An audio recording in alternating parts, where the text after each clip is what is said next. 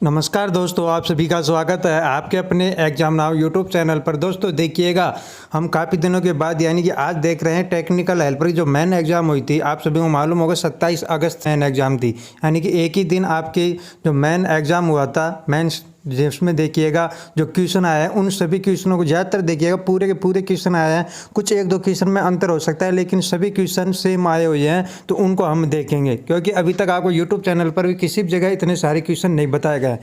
अगर आप लोगों ने इस वीडियो को देख लिया है तो बहुत अच्छी बात है, अगर नहीं देखा है तो एक बार ज़रूर देखिएगा क्योंकि इसमें आपको पता लगेगा जो रह गए हैं यानी कि जिनकी नेक्स्ट एग्ज़ाम होने वाली है उन सभी के लिए काफ़ी फ़ायदेमंद होगा।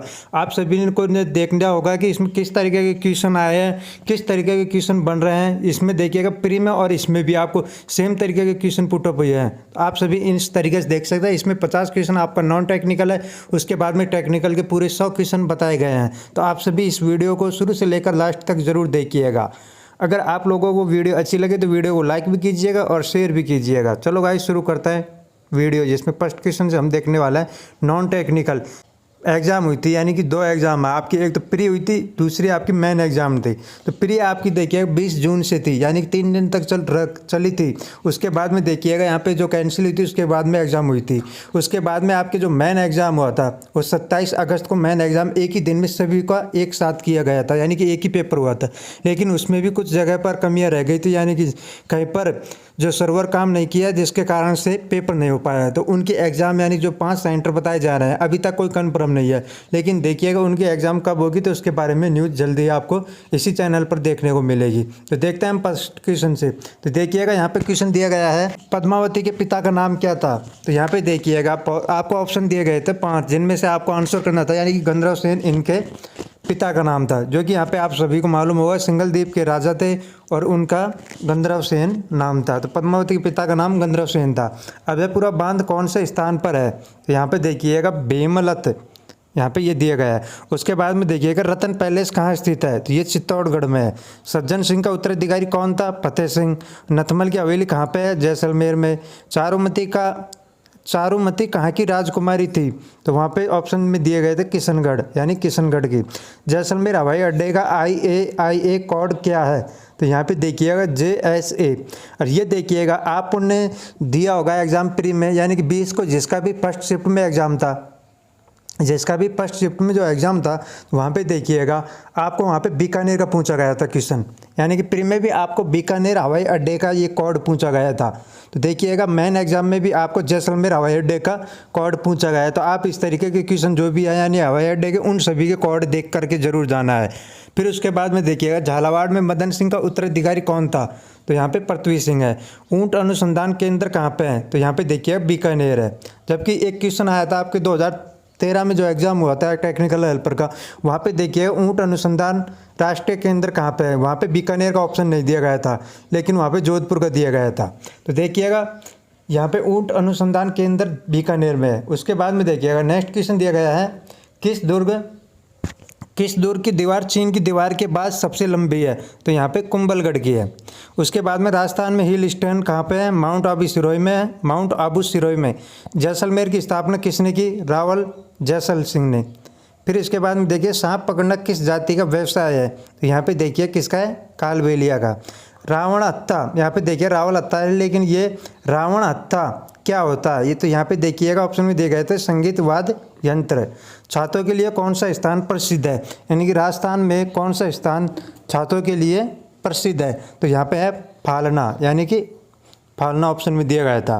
फिर देखिए लोंगेवाला स्मारक कहाँ है, तो ये देखिएगा आपने देखा होगा एक मूवी बनी थी जो कि बॉर्डर से संबंधित थी, तो वहाँ पे भी इसका काफ़ी बार जिक्र किया गया है लोंगेवाला का। तो ये देखिएगा जैसलमेर में लोंगेवाला नामक स्मारक है।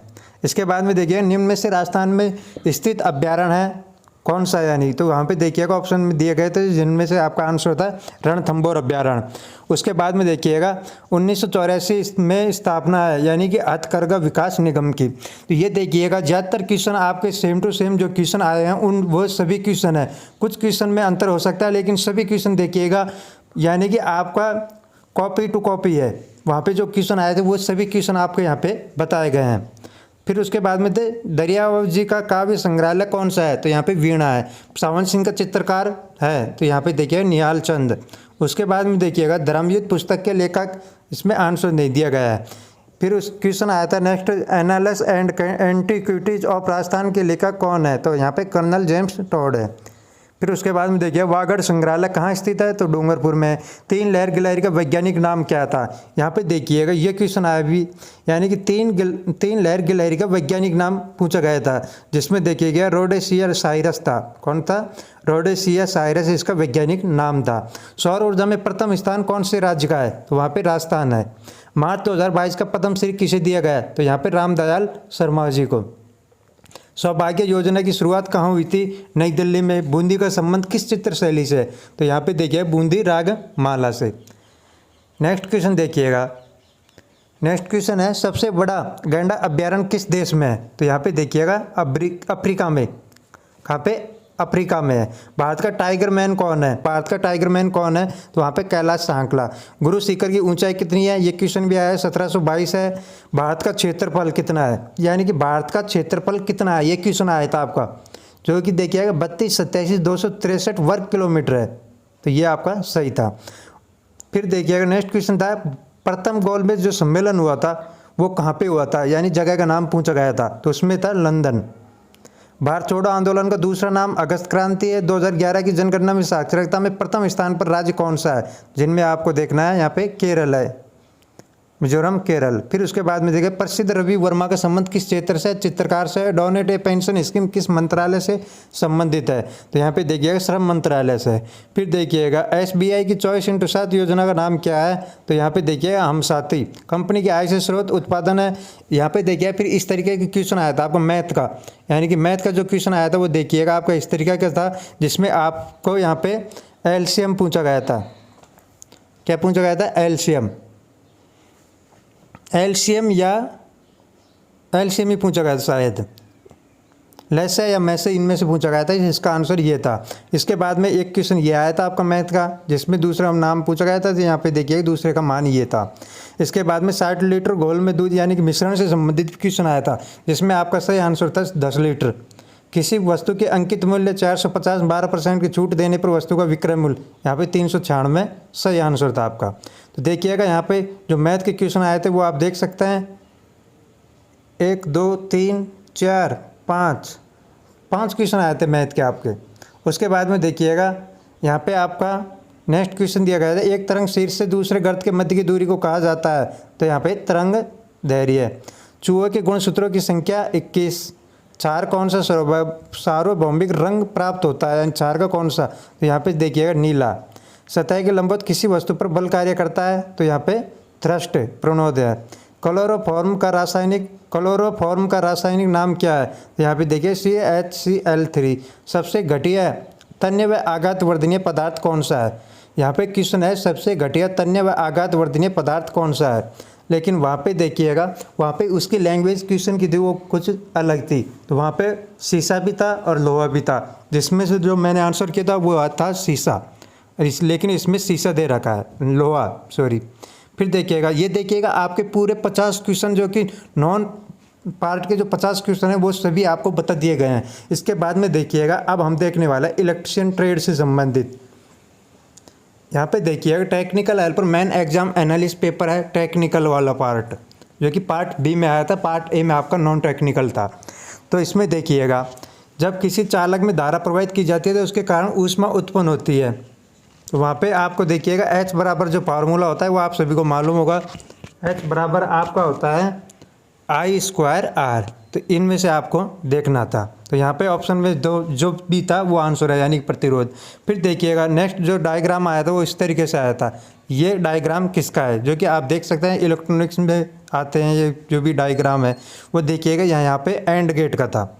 इसके बाद में देखिए ये भी डायग्राम आया था, तो ये देखिए किसका है, तो यहाँ पे ये बजर का है। जबकि एक जो घंटी का होता है वो देखिएगा वो कुछ इस तरीके से होता है, इस तरीके से घंटी का होता था, लेकिन ये जो है वो बजर का है, तो यहाँ पे आपका बजर से आंसर था।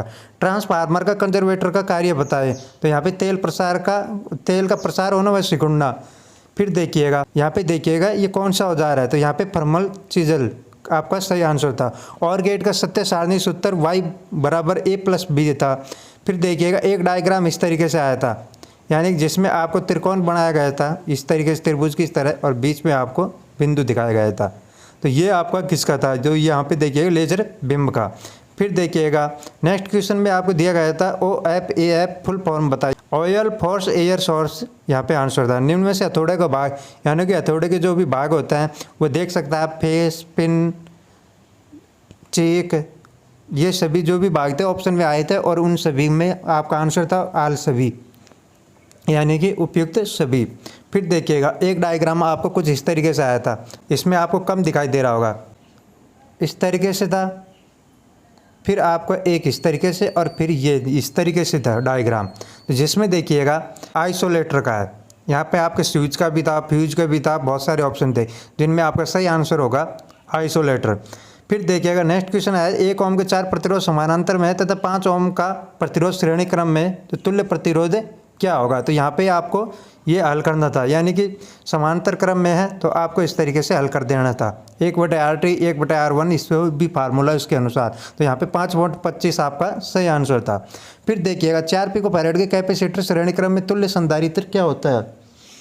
तो यहाँ पे देखिएगा 2 पिकोफैरेड है, 3 प्रतिरोध श्रेणी क्रम में जुड़े हैं तो उनकी खपत वोल्टेज क्रम में से 12 वोल्टेज 5 8 है, तो कुल वोल्टेज की खपत होगी। तो यहाँ पे 25 वोल्टेज आपका सही आंसर था। एनपीएन ट्रांजिस्टर में कितने जंक्शन होते हैं, ये देखिएगा एनपीएन ट्रांजिस्टर में कितने जंक्शन होते हैं। तो ये देखिएगा ज़्यादातर आपने यानी कि जो की है बहुत सारों ने, मैंने वहाँ पे बात की थी तो उन सभी ने ज़्यादातर बताए थे 3, जबकि देखिएगा इसके 3 भाग होते हैं, यानी कि एनोड, कैथोड, गेट जो भी होता है, देखिए बेस, ये सभी भाग होते हैं। लेकिन यहाँ पे देखिएगा 3 वो जो भाग होते हैं, जबकि यहाँ पे जंक्शन पूछे गए थे, कौन कितने जंक्शन होता है यहाँ पे, यानी कि जो संधि होती है वो कितने जंक्शन पे होती है। तो यहाँ पे देखिएगा 2 की, जो कि इसका आप देख सकते हैं इस तरीके से डायग्राम बनता है, किसका है, एनपीएन का। तो यहाँ पे आप इस तरीके से देख सकते हैं, यहाँ पे NPN, तो इस तरीके से देखिएगा, एक तो यहाँ पे होगा, एक तो आपका ये होगा और एक आपका ये होगा। तो इस तरीके से इसमें 2 होंगे, ठीक है। फिर देखिएगा नेक्स्ट क्वेश्चन दिया गया था प्रतिरोध में हरी पट्टी का मान क्या होगा। तो यहाँ पे देखिएगा हरी पट्टी का जो मान होगा कलर कोड यानी होगा इस तरीके से देख सकते हैं आप, ±1% का कूट अक्षर क्या होगा, यानी कि ये किसका होगा। तो ये आप देख सकते हैं कौन सा होगा, जिसमें आपको सामने यहाँ पे लिखा गया ऐप है। फिर देखिएगा वेव वाइंडिंग का प्रयोग किया जाता है, वेव वाइंडिंग का प्रयोग किस लिए किया जाता है। तो यहाँ पे देखिए उच्च वोल्टेज निम्न करंट के लिए किया जाता है।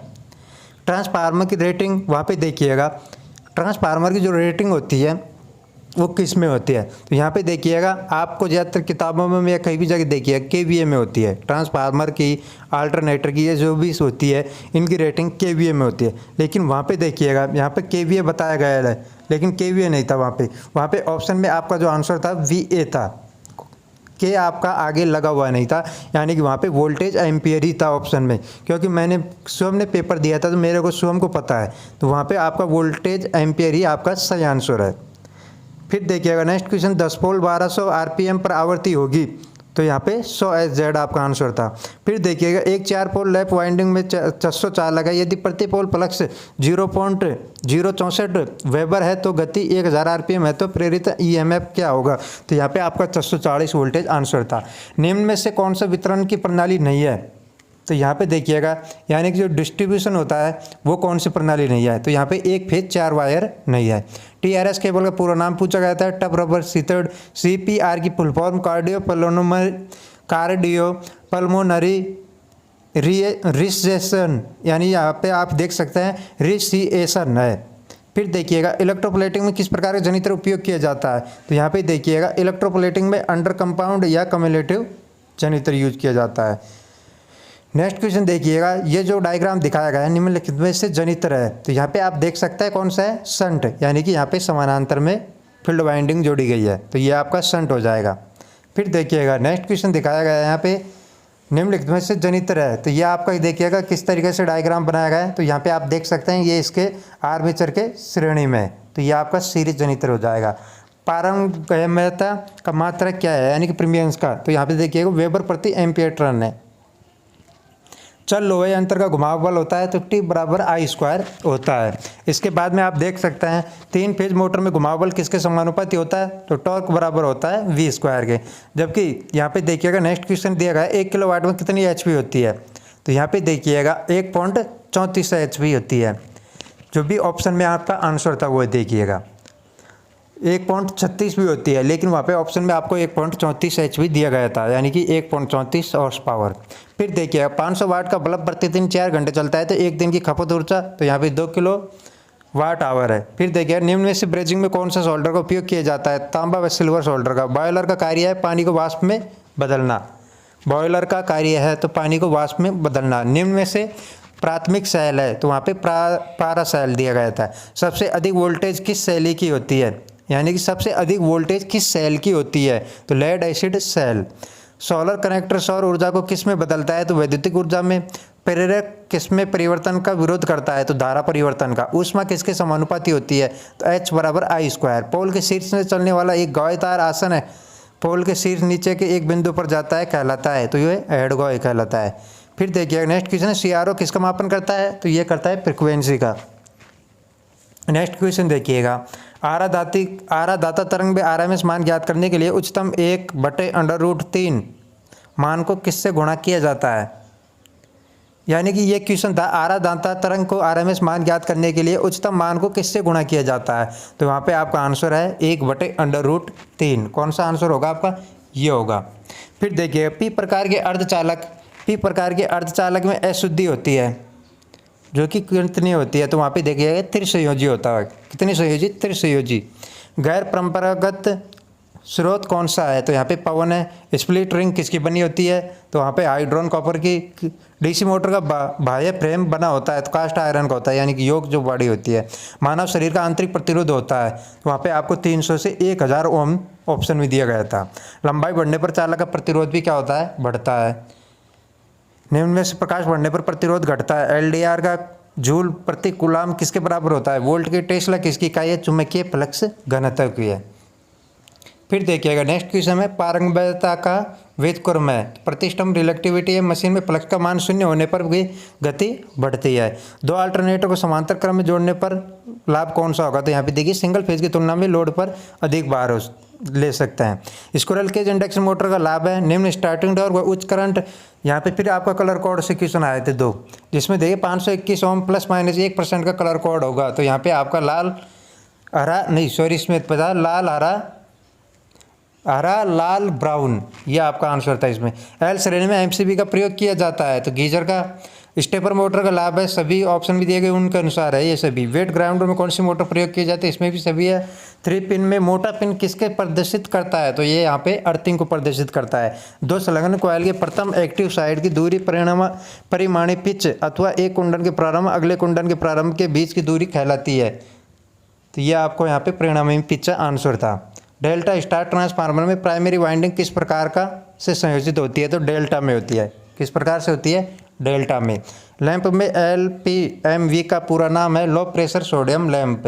नट व बोल्ट की सहायता से कौन सा जोड़ बनाया जाता है, तो ये देखिए प्लेन टैप जोड़। अल्टरनेटर का सिद्धांत है विद्युत चुम्बकीय प्रेरण के सिद्धांत पर। सैलिएंट पोल रोटर का प्रयोग किया जाता है निम्न व मध्यम गति के लिए। फिर देखिएगा नाभिकीय ऊर्जा संयंत्र में कौन सा ईंधन प्रयोग किया जाता है, तो ये देखिएगा यूरेनियम। आर्क लैंप का प्रयोग किया जाता है सिनेमा प्रोजेक्टर में। 4 बैंड प्रतिरोधक में चौथा पट्टी का रंग क्या प्रदर्शित करता है, तो यहाँ पे देखिए सहनशीलता। ये क्वेश्चन आपका प्री में भी आया हुआ है। उच्च आवर्ती ट्यून्ड सर्किट में कौन सा कैपेसिटर प्रयोग किया जाता है, तो यहाँ पे देखिए सेरेमिक कैपेसिटर। नेक्स्ट क्वेश्चन दिया गया है, यहाँ पे देख सकते हैं आप।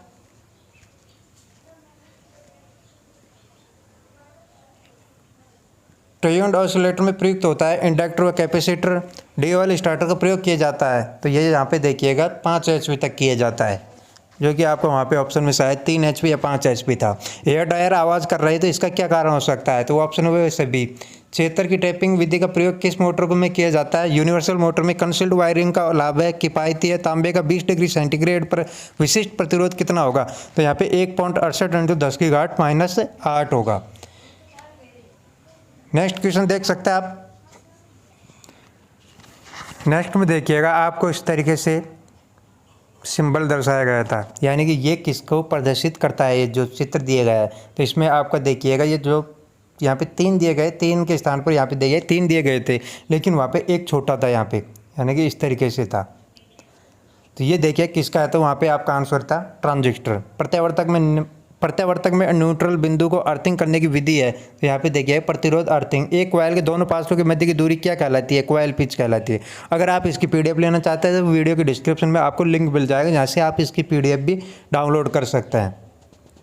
इस यहाँ पे देखिए स्लिप रिंग मोटर के संबंध में निम्न में से कौन सा कथन सत्य है। तो यहाँ पे देखिएगा रोटर प्रतिरोध स्टार्टर द्वारा एक मोटर के स्टार्ट नहीं होने का कारण कौन सा है, तो वहाँ पे ऑप्शन में दिए गए थे वो सभी है। अवशिष्ट चुंबकता समाप्त होने का कारण सभी है, जो कि ऑप्शन के आधार पर वहाँ पे सभी है।